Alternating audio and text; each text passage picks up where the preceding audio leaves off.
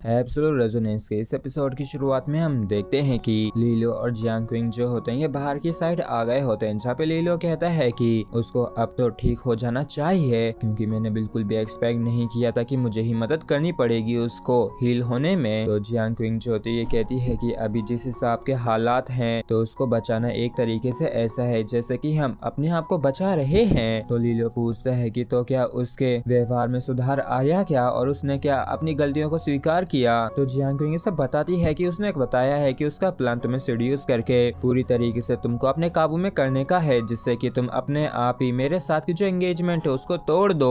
और इस चीज को सुन के लीलो भी चौंक जाता है और भड़कते हुए कहता है कि ये तो सच में एक नंबर की नागिन है जो कि जहर से भी ज्यादा जहरीली है। तो जियांग पूछती है कि आखिर तुम ऐसा रिएक्शन क्यों दे रहे हो। तो लीलो बताता है कि हमने उसको बचाया और उसकी हिम्मत तो देखो, हमसे ही चालाकी कर रही है। तो जियांग कहती है कि होंगलियान जो है वो वाकई में काफी सुंदर है। तो लीलो जो होता है कहता है कि मैंने इस चीज को बिल्कुल भी नोटिस नहीं किया, मैं तो पूरी तरीके से उस घोंसली फेस के ऊपर फोकस्ड था। तो इस चीज को सुन के जियान भी मुस्कुराते हुए कहती है कि सच में। तो लीलो भी शर्म के मारे बौखलाते हुए कहता है कि तुम तो सच में बिन मतलब में पीछे ही पड़ गई हो, और तुम ही थी ना वो जिसने मुझे अंदर बुलाया था, तो आखिर तुम इस तरीके से मुझ पे इल्जाम कैसे लगा सकती हो। तो जियांग कहती है कि वैसे तुम अपने हैंडसम मैन की स्ट्रेटेजी का इस्तेमाल करके जवाब दे सकते हो, मतलब कि दूसरी रेजिडेंस में तुम उसको हमारे अंडर कवर एजेंट में बदल सकते हो। तो लीलो जो होता है ये कहता है कि आखिर तुम कब तक मुझे टूल की तरह इस्तेमाल करती रहोगी, क्या तुम्हारा हुआ नहीं। और वैसे भी तुम अपने आप को देखो, तुम खुद भी तो कितनी ज्यादा अट्रैक्टिव हो, तो क्या तुमने कभी भी किसी को अपने फादर को धोखा देने के लिए मजबूर किया है। जबकि लीलो सोच रहा होता है कि क्या तुम अब भी मेरे मजे लेने के मूड में हो। और देख के ऐसा लगता है कि इस बहस से हमारे ऊपर जो प्रेशर था उस एनोमली का वो काफी कम हो गया है। और तभी जियांग क्विंग बताती है कि वो एनोमली इधर ही को आ रहा है, क्योंकि इनके जो सबसे करीबी प्यूरिफिकेशन टावर है वो भी वापिस से कॉन्टिमिनेट हो चुका है। और लीलो को भी विश्वास होता है, क्योंकि ऐसा तो सिर्फ वही क्लेमिटी लेवल का एनोमली ही कर सकता है। और फिर हमको आधे दिन बाद का सीन दिखाया जाता है, जहाँ पे हम लीलो के बेस के चारों तरफ एक शील्ड देखते हैं और चारों तरफ से काफी सारे एनोमली इनके ही तरफ बढ़े जा रहे होते हैं। और तभी इनकी जानकारी सभी लोगों के बीच में फैल जाते हैं और ये सभी ही हड़बड़ा जाते हैं और कहते हैं कि देखो वो क्लेमिटी लेवल का एनोमली आ रहा है, तो वाकई में काफी खतरनाक खौफनाक है, क्योंकि अब तो हम यहाँ तक कि बेस के बाहर का भी कुछ भी नहीं देख सकते हैं। और एक बार ये ढंग से देखो तो ये कितने सारे आ रहे हैं, और ये तो सच में 1000-10,000 डीमंस की एक तरीके की बाढ़ सी लग रही है। जबकि इस तरफ जियांग जो होती है ये होंगलियान को बताती है कि लगता है कि उस एनोमली ने तुम्हें तब इसलिए छोड़ दिया था जिससे कि तुम उनको आगे का रास्ता दिखा सको और उनको यहाँ तक ला सको। तो होंगलियान जो होती है बताते हैं कि ये पक्का वही मॉन्स्टर है, क्योंकि मैं उसकी मेलेवोलेंट पावर को महसूस कर सकती हूँ। और फिर लीलो जो होता है कहते हैं कि अभी के लिए हम बेस के डिफेंस के ऊपर ही निर्भर रह सकते हैं, और बस यही उम्मीद करते हैं कि हम तब तक टिक सकें जब तक कि रीइंफोर्समेंट यहाँ पे ना आ जाए। तो होंगलियान कहती है कि तुम्हें सिर्फ उस एक उम्मीद के ऊपर ही निर्भर नहीं रहना चाहिए। तो लीलो सोचता है कि ऐसा दिखता है कि होंगलियान भी पूरी तरीके से लड़ने के लिए तैयार नहीं है, लेकिन अभी के लिए हम इसको बस अपना पूरा जोर लगा के रोक ही सकते हैं, क्योंकि वैसे भी इसके अलावा हमारे पास दूसरी कौन सी चॉइस है। और तभी हम आसमान में देखते हैं कि काफी ज्यादा डार्क एनर्जी इकट्ठी होने लगती है और वो एक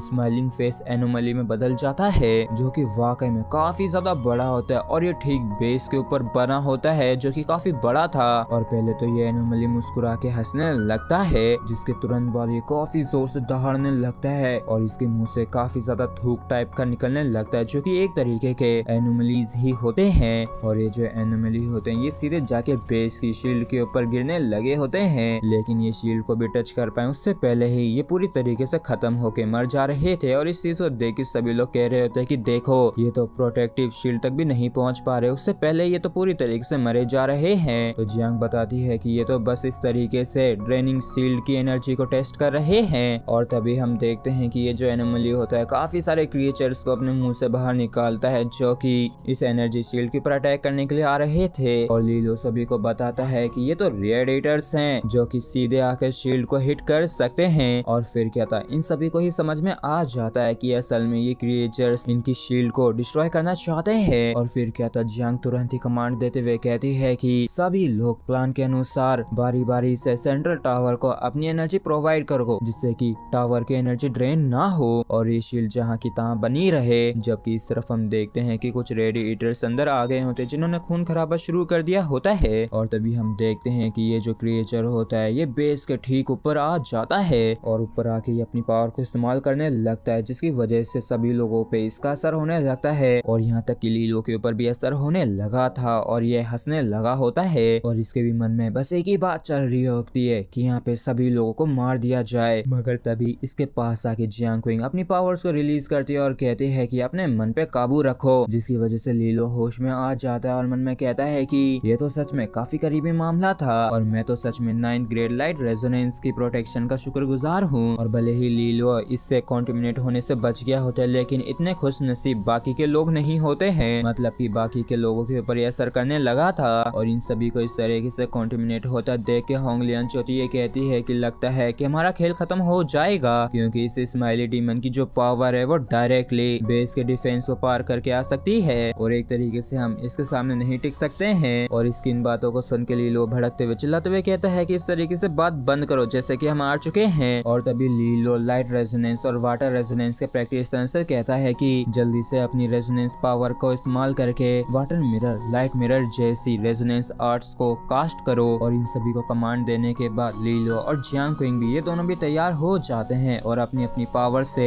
काफी बड़े बड़े 2 मिरर्स को तैयार कर देते हैं। और देखते देखते सभी लोग भी अपने अपने मिरर्स को क्रिएट करने लगे थे और जैसे छोटे बड़े सभी मिरर्स आपस में मर्ज होते तो इनसे काफी बड़ा मिरर तैयार हो जाता है। और जैसे ये एनिमली अपने आप को उस मिरर के अंदर देखता है तो ये वाकई में काफी बुरी तरीके से डर जाता है और यहाँ से भागने लगता है। और क्योंकि ये अपने आप को देख के डर सा गया होता है तो ये चीख रहा चिल्ला रहा होता है और इसका अपनी पावर पे काबू नहीं रहता है, जिसकी वजह से सभी लोग जो बेस में थे वो सभी नॉर्मल होने लगे होते हैं और कहते हैं कि देखो मैं ठीक हो गया हूँ। तो कोई कहता है कि आखिर अभी अभी मेरे साथ क्या हुआ था, तो कोई बताता है कि उस बंदे का जो हमारे पर इन्फ्लुएंस था वो वापस से गायब हो गया है। और फिर क्या था, इस चीज की वजह से ये सभी लोग ही खुश हो जाते हैं और खुशियां मनाने लगते हैं, जबकि सेफ होंगलियन को विश्वास नहीं हो रहा होता है और ये कहती है कि नामुमकिन, मैंने बिल्कुल भी नहीं सोचा था कि उस स्माइली डीमन की पावर को इस तरीके से भी रेजिस्ट किया जा सकता है। तो लीलो बताता है कि हमने ये सोचा था कि उस स्माइली डीमन की जो पावर है वो एक तरीके से विजुअल कॉन्टेमिनेशन है, तो इसी वजह से हमने इसका जवाब मिरर के साथ दिया जिससे कि इसको अपनी ही करतूतों का फल मिल सके। और देखो जैसे ही इसके खुद के मेलेसिस थॉट्स